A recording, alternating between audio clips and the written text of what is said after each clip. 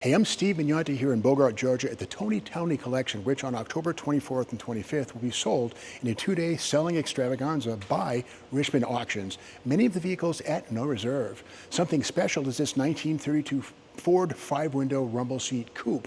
It's built in period correct style circa like mid-1950s, all steel body. The fabric roof is correctly present, not filled in. Some people fill them in, but not here. All steel body here. Something special under the hood is the original flathead is long gone, replaced by a 270 cubic inch Dodge Red Ram. The baby Hemi, it's a Dodge engine, hemispherical combustion chambers, has a Offenhauser Triplet Stromberg carburetor, chromed headers coming out the sides with undercar exhaust that goes out the tail, but also caps right here if you want to uncork it at the car show and pick up another 20 horsepower and a bunch of decibels. Beautiful, sweet music. Hydraulic brake upgrade on this one too. No mechanical brakes anymore.